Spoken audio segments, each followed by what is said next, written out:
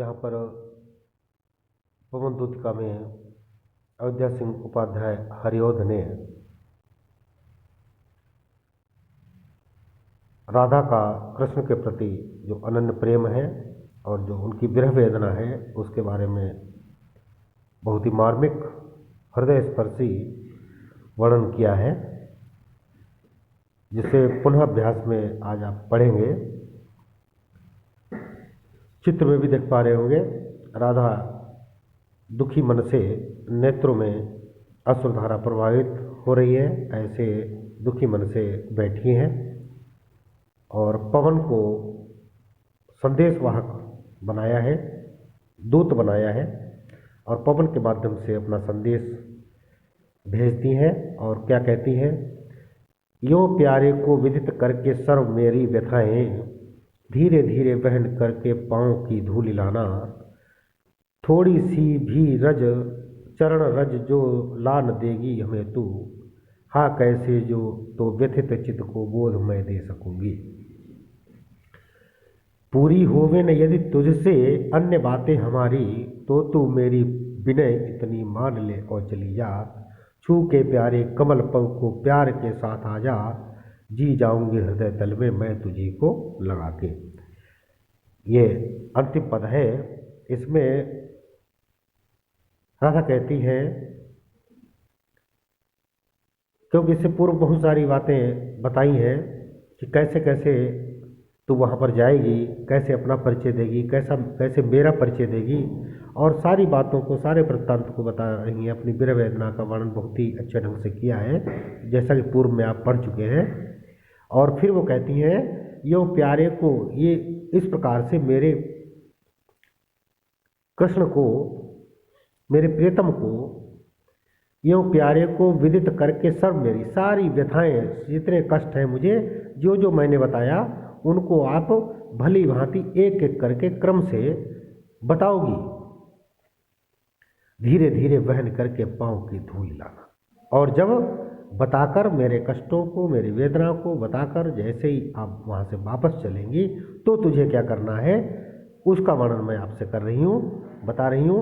धीरे धीरे वहन करके पाँव की धूल लाना, वहाँ से आना तो उनकी चरण धूल अवश्य लेते आना, साथ में, अपने साथ में उनकी धूल को अवश्य ले आना। धीरे धीरे वहन करके पाँव की, पाँव माने चरण, पैरों की धूल। और क्यों? क्योंकि थोड़ी सी भी चरण रज जो लान देगी हमें तू, यदि इतना भी नहीं कर सकती है, अगर इतना भी नहीं कर पाएगी तो मैं कैसे जी सकूंगी। अर्थात उनकी धूल को स्पर्श करके ही मैं अपने को धन्य समझूंगी, व्यथित चित्त को बोध मैं दे सकूंगी।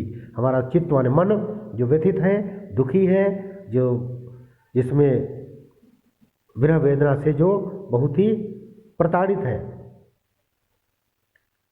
कुमलाया हुआ है, ऐसे उस मन को मैं ढांढस बंधा सकूंगी, बोध करा सकूंगी, अर्थात ज्ञान दे सकूंगी कि वास्तव में कृष्ण नहीं आए, लेकिन उनकी चरण रज तो आई है।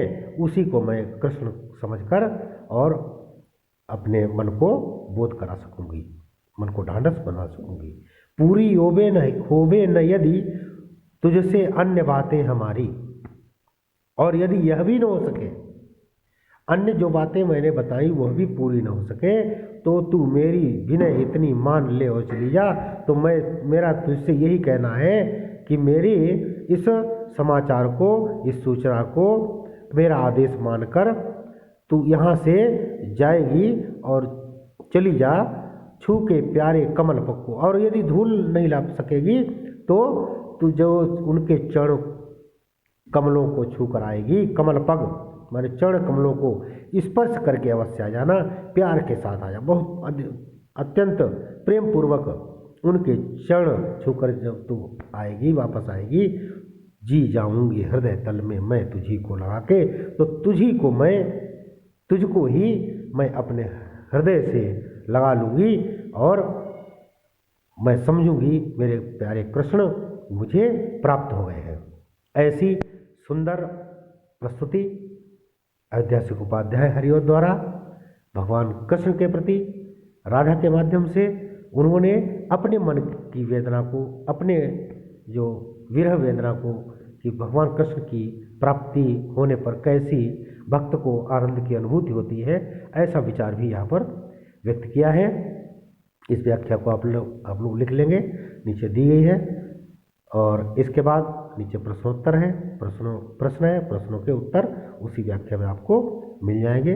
पुनः अभ्यास में बोर्ड परीक्षा की दृष्टि से बहुत महत्वपूर्ण है, इसलिए इस व्याख्या को आप अवश्य पढ़ें और समझें। ठीक, धन्यवाद।